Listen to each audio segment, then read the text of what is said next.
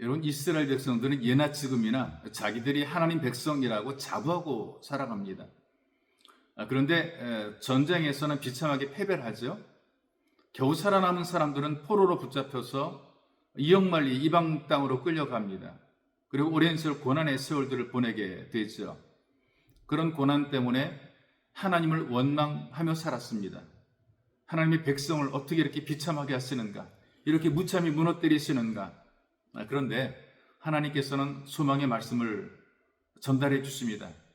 하나님 마음을 예레미야 선지를 통해서 우리들에게 알려주시거든요. 뭐라고 알려주시느냐? 기도해라, 나를 찾으라, 그러면 내가 응답해 주겠다라는 소망의 메시지를 선지자를 통해서 선포를 하십니다.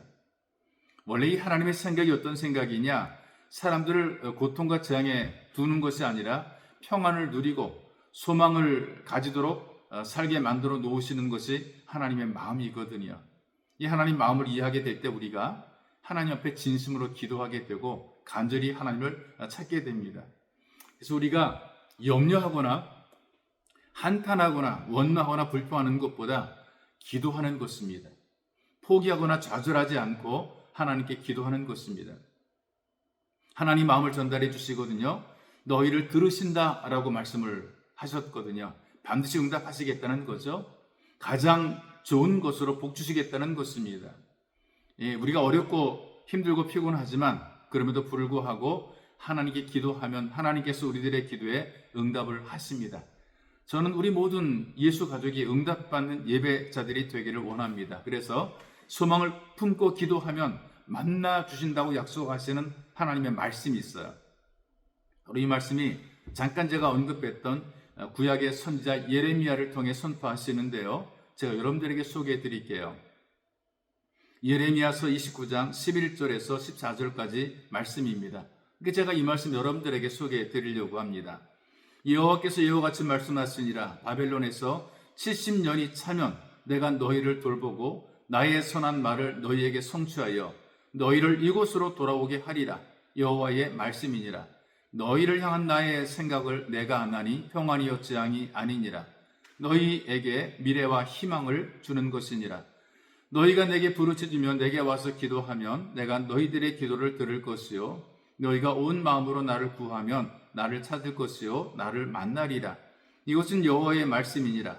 나는 너희들을 만날 것이며 너희를 포로된 중에서 다시 돌아오게 하되 내가 쫓아 보내었던 나라들과 모든 곳에서 모아 사로잡혀 떠났던 그곳으로 돌아오게 하리라. 이것은 여호와의 말씀이니라. 여기 너희가 온 마음으로 나를 구하면 나를 찾을 것이요 나를 만나리라. 이제 그렇게 말씀을 하셨거든요. 약속입니다. 사람들은 못 찾아도 하나님을 참 만나기도 못 만나기도 하고 또 찾아도 찾아 만나기도 하지만 실제로 못 만나서 도움이 안 되기도 하지만 만난다고 또 큰 힘이 되는 그런 경우들이 드물단 말이죠. 그런데 우리 하나님께서는 찾으면 만나주겠다라고 말씀을 하고 있어요. 만나주시겠다. 그리고 세상에서는 아무나 만나주는 것이 아니라 자기에게 잘해주는 사람만 골라서 만났잖아요. 도움이 될 수 있는 사람, 힘이 될 만한 사람을 만나준단 말이죠. 내가 좋아하는 사람만 만나게 돼 있단 말이죠. 그런데 하나님께서는 누구든지 하나님을 찾으면 만나주시고 회복의 은혜를 주신다라고 말씀을 하고 있어요. 여러분, 우리 인생을 살아가면서 우리에게 도움되고 유익이 되는 사람을 더 만나는 걸 좋아하잖아요. 이왕 우리가 만날 때 이쁜 사람에게 더 많은 관심을 가지고요. 잘난 사람을 만나기 위해서 우리가 줄을 서고요. 높은 사람을 만나기 위해서 우리가 기다리고 살아가는 것이란 말이죠. 이왕이면 우리가 만나는 사람이 좀 더 두드러진 사람, 좀 돋보이는 사람, 멋지고 잘한 사람을 만나기 원하잖아요. 근데 하나님께서는 그런 외모를 보는 것이 아니라 우리 마음과 중심을 보신다 그랬단 말이죠. 옛날에 그 조선시대에 그 미인의 기준이 있습니다. 시대마다 미인의 기준이 있는데 조선시대 미인의 기준으로 키 큰 여자가 별로 인기가 없었어요. 여자가 키가 크게 되면 옷 맵시도 없고 사람이 싱겁다 이렇게 생각했거든요. 한복 입은 그렇습니다. 요즘에 키 큰 여자들이 한복을 입나요? 거기에 맞춰서 맵시 있게 옷을 입지요. 그럼 그 당시 미인은 어떤 여성을 미인으로 보았느냐? 좀 작아야 됩니다. 아담하고 통통해야 됩니다. 날씬한 것이 아니라 좀 항아리처럼 오동통하게 퍼져 있을 때에 안정감도 있고 아이도 잘 낳는다 이렇게 옛 어른들이 그렇게 전한단 말이죠. 당시 미인의 얼굴형은 보름달처럼 둥글어야 되고 코는 좀 살짝 눌러줘야 됩니다. 약간 좀 납작한 것이 미인이고요. 콧날이 높을 때 오똑한 코는 팔자가 사납다 이렇게 얘기를 했어요. 이쯤 되면 오늘날의 그 조선시대에 태어났더라면 엄청 미인인 사람들이 꽤 많았을 거라고 생각이 됩니다. 근데 지금 많이 고쳐가지고 얼굴 형태도 비슷비슷해지게 됐는데요.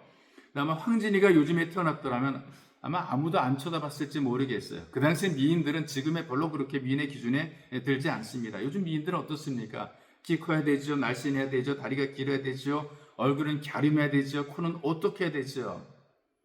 사람 만날 때 그 외형적인 부분들, 소위 말하는 비주얼이 좋은 사람들을 만나려고 그러잖아요. 가려 만나려고 그런단 말이죠. 내게 도움이 되는 사람, 좋아 보이는 사람 만나려고 그래요. 그런데 하나님께서는 내가 어떻게 생겼든지, 우리 모습이 어떠하든지, 어떤 처지에 있든지 하나님께서는 찾으면, 우리가 진심으로 하나님을 찾으면 만나주신다 그랬어요.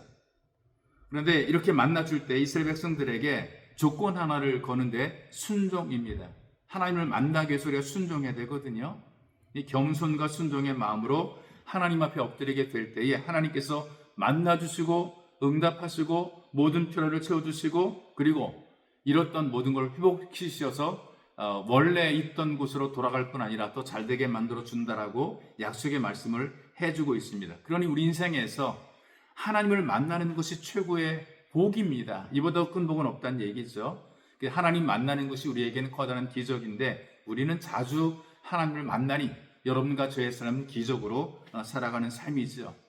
우리 모두가 하나님을 자주 만나서 하나님의 은혜로 살아가는 즐거움이 풍성할 수 있기를 주님의 이름으로 축복합니다. 좋으신 아버지 너무나 고맙습니다. 우리들에게 은혜와 사랑을 베풀어 주셔서 하나님과 친밀한 교제를 하게 만드시고 하나님께 구해서 얻고 누리게 도와주시니 감사합니다. 늘 주님과 동행하는 복 있는 삶이 되게 하시고 안전하서나 들어오나 나가나 하나님과 함께하며 또 우리가 응답을 받아 누리며 하나님의 은혜로 기적 같은 삶을 날마다 살아가도록 우리를 도와주옵소서. 보배로우신 예수님의 이름으로 기도하옵나이다. 아멘.